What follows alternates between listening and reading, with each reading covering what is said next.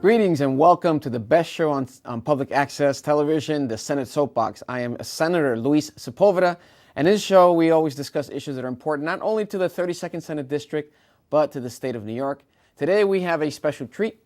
We have with us Ron Deutsch. He is the Executive Director of the Fiscal Policy Institute, a guy who tells it like it is when it comes to the economy, especially with issues of poverty that impact the state of New York. Welcome to the show, Ron. Thanks for having me, and congratulations to you on your new position. I'll tell you something. Sometimes you have to be careful what you wish for, but it's been a very good treat. The leader's been a great leader, and we have some real good people in the New York State Senate. So we're looking forward to doing some great work. We're happy you're there. Ron, over the years as I got elected, I've always looked to your Policy Institute missives and information. I've always spoken with you about it, and I've always been educated by what you've done. And I have to tell you that I'm really grateful for all the information you provide, especially on issues of poverty and the economy, because as you know, parts of the area that I represent are probably one of the poorest areas in the entire state of New York. And the information that you've provided has been very helpful to me. It's been helpful to me when I address policy and the budget for the state of New York. Now, Ron is the Fiscal Policy Institute. For those of you who don't know, it's an independent, nonpartisan, nonprofit research and education organization that works to improve public policy and the private practices for the economy and social conditions of New Yorkers. This is what this man does. Ron, tell my listeners, what is the Fiscal Policy Institute and why is it important to the state of New York? Right. So the Fiscal Policy Institute, you know, we're an organization that, as you like to say, we kind of tell it like it is. So we examine public policies, we examine legislation, and we try and determine its impact on average, ordinary, working class New Yorkers. We tend to feel that working class New Yorkers, poor New Yorkers are getting left behind. Is that largely a function of not having a big voice in Albany? I think, representatives like yourself, obviously, are concerned about issues of poverty, but sadly not everybody is. So what we try and do is really kind of elevate these issues to the forefront, right? Because it's the squeaky wheel that gets the grease here in Albany. So we try and squeak as loud as we possibly can. We provide research and analysis and work with lots of different groups across the state to get those policies and proposals enacted into law. So I guess you would consider us more of a kind of progressive think tank. Certainly we wouldn't be classified as a conservative think tank. So. Well, that's true. Now, we hear a lot about wealth in the state of New York. Sometimes people have the wrong impression that throughout the entire state there's a level of wealth that encompasses everyone throughout walks of life. But the reality is that here in the state of New York, especially amongst elderly and children, there is a lot of poverty. Yeah, absolutely. So why don't you tell the people that are watching the issue of poverty amongst those groups? Right. So right now, between seniors and children, I think we have the highest poverty rates. And then actually, people of color actually throughout New York State also have some of the highest poverty rates in this state. So it's a problem that, is multi-generational, multiracial. It's something that we absolutely need to address. And poverty rates fluctuate from time to time, but what we've seen really is kind of a growth in poverty over the last 10 years, in particular child poverty and poverty among seniors. So, you look at areas, certainly there are areas in the Bronx, areas in Brooklyn that have child poverty rates over 50%. And then you've got entire cities throughout upstate New York. You've got Buffalo, Binghamton, Utica, Rochester, Syracuse, some of the largest cities in our upstate regions. They have child poverty rates hovering around 50%. So tell my listeners, what is the poverty rate? And when you say 50%, you have sometimes 50% of children living below that rate. Give us numbers. Right. So people can conceptualize what we're talking about. Right. So, for a family of three, you're talking somewhere in the $22,000 range of poverty rate. So, we know that New York is a state with a high cost of living. Rents are high.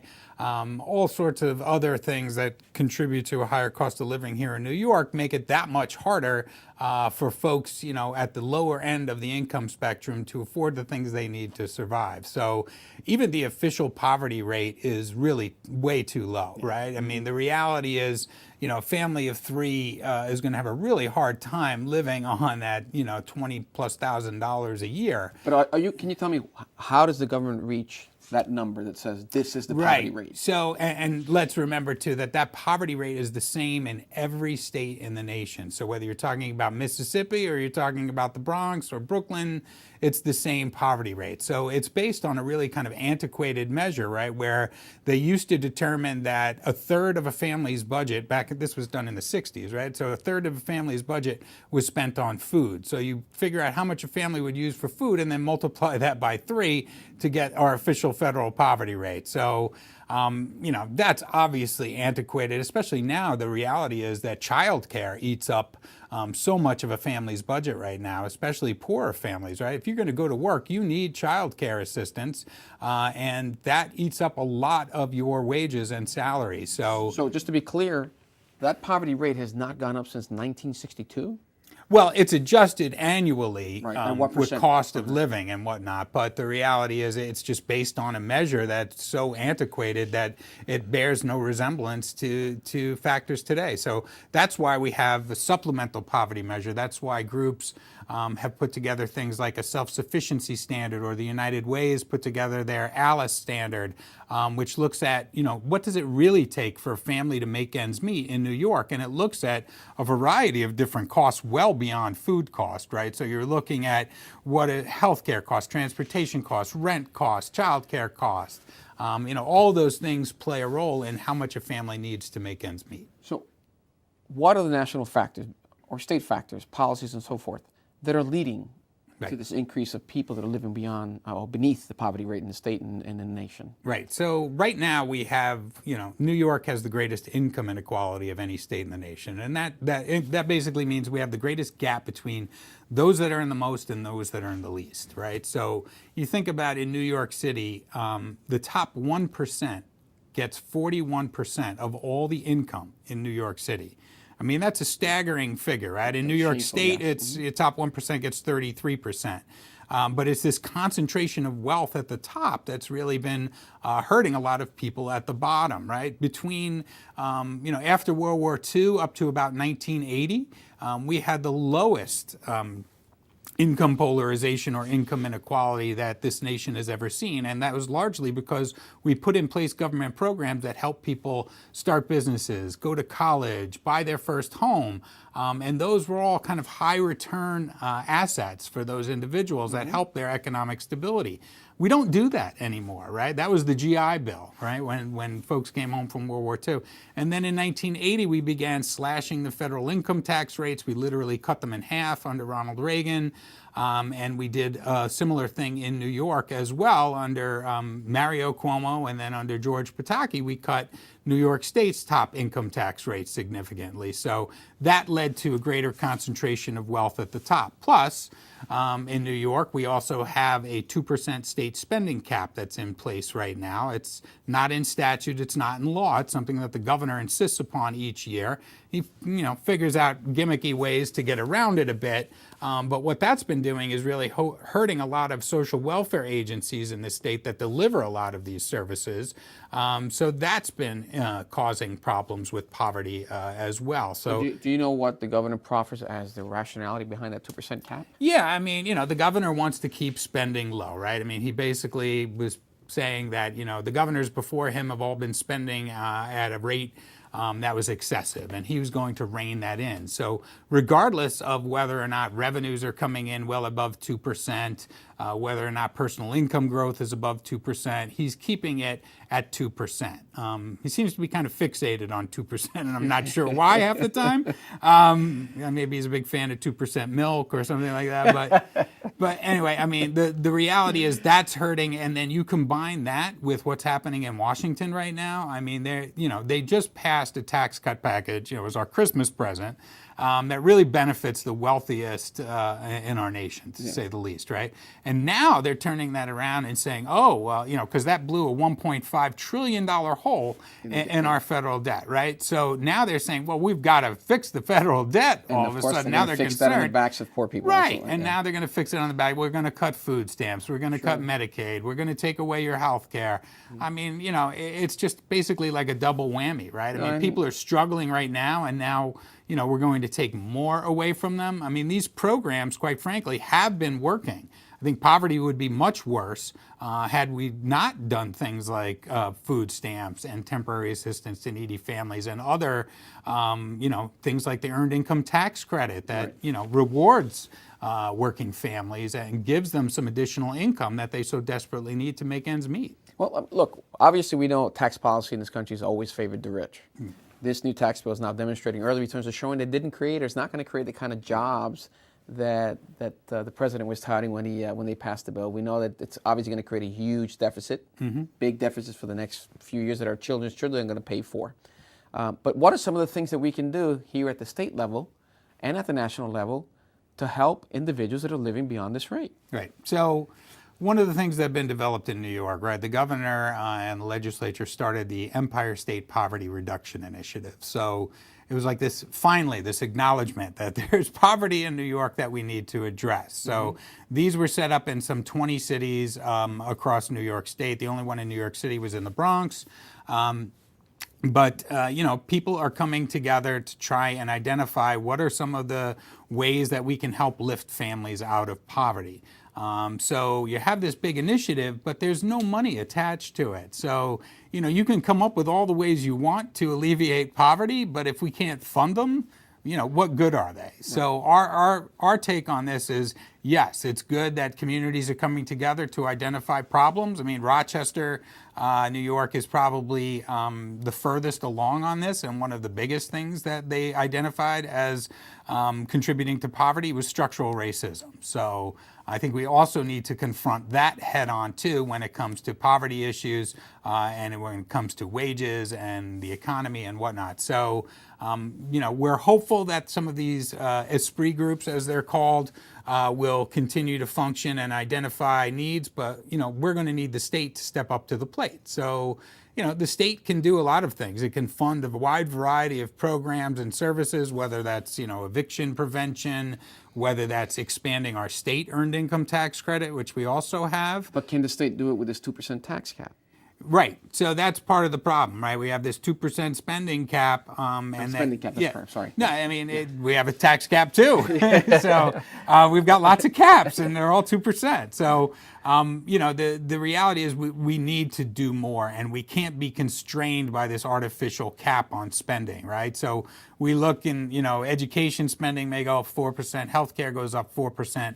Those two make up 50% of our budget outlays right there. So when those go up, that means everything else is going to end up kind of going down. So, and that's what we've seen over the years under this 2% spending cap. So we need to scrap the cap, as we like to say. Well, hopefully people will start understanding that this 2% spending cap is untenable, and it's actually hurting people that I represent, certainly the poorest segments of society. We have another crisis in New York State, New York City, of course. We have 20 million people here in New York State. We have 47,000 square miles in New York City. We have 303 square miles where we have 9 million people. Why do we have such a big housing crisis here in the state and in the city of New York? Yeah, you got to wonder, right? So, I mean, there's plenty of vacant land in upstate New York, for sure. I grew up in Staten Island and now live in upstate New York, and a world of difference between the amount of space that's available for housing. But I think in particular in New York City, what we're seeing is, you're seeing these units going for astronomical prices, tens of millions of dollars for these luxury units. And that ends up driving up prices of real estate all across the board, and that makes it that much harder for families to, afford their rent. So, for instance, the Department of Housing and Urban Development sets a standard that people shouldn't pay more than 30% of their income in rent. If they do, they're considered rent overburdened, right? So we know that about 46% of New Yorkers spend more than 30% of their income on rent. 25% spend more than 50%. Now, when you look at New York City, people of color tend to pay more of their income in rent as well, right? 50% of families of color are spending more than 30% of their income on rent in New York City. So this is a crisis, and it's resulted in an explosion in homelessness as well, right? So we know that you've got some 89,000 homeless individuals, living on the streets, living in the shelter system in New York City. Gets to about 100 plus thousand across the state. New York City by far has the most severe homeless problem when you look at the numbers. But per capita, there's plenty of pockets in upstate New York as well that are experiencing severe problems with homelessness. So we have to do a better job at making sure that we're developing affordable units, number one. Right. A lot of the money that we're spending right now goes to these developers who are developing luxury units, but then, they create the poor door and they have to reserve a certain amount of units for, working families. Yet even those units and the cost of those units are well beyond the means of so many New Yorkers. We really need to focus on building affordable units. And if the state needs to build them themselves, then, maybe that's the most, economically sensible way to go about it, rather than paying these developers ridiculous amounts of money to build a few units that aren't even affordable. So, but do you think the state can really resolve the housing crisis? I think it's a blend of the state, the city, local governments working together with state governments. But, I think the federal government needs to provide some funding for this as well. Which, given the direction HUD is moving in, I'm not too hopeful with that either. Right.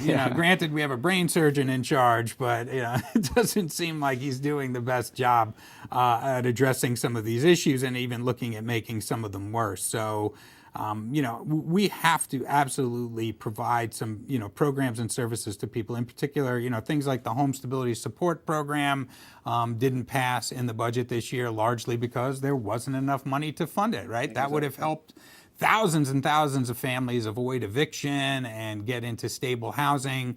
The shelter grant for people on public assistance is abysmally low and doesn't at all reflect the fair market rents that are available in New York City. So we can be boosting that.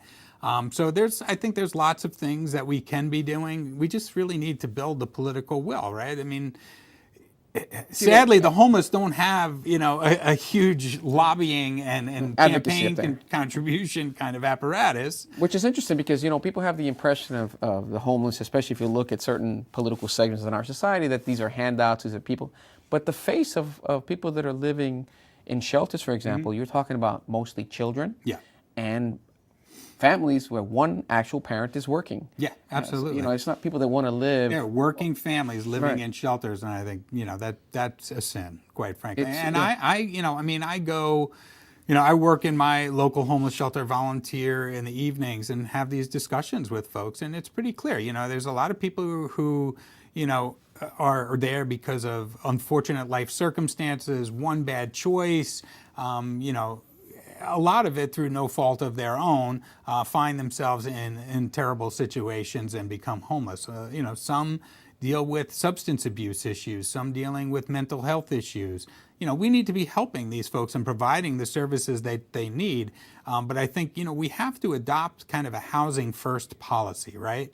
I talked to a gentleman recently, who said, I would love to get into a rehab program. I would love to get some mental health counseling, but, I'm living in a parking garage. Sure. How do you help someone rebuild their lives when they're living in the stairwell of a parking garage? I think that's, it's kind of counterintuitive. And it's interesting because also when you talk to some of these legislators that I talk to about these policies, one of the things they want to talk about is a cost analysis. Right. And they don't realize that if you provide the services to these individuals, you provide housing, that actually it's a cost savings. Absolutely. But I can't get through that brick wall because they have the mindset that it's a handout, that, we're creating lazy people. Right. And I try to tell them, come to a shelter. Come see when you have 3, 4, 5-year-old kids with a family living in a shelter because they can't afford to pay rent. Right. They can't afford to buy medicine.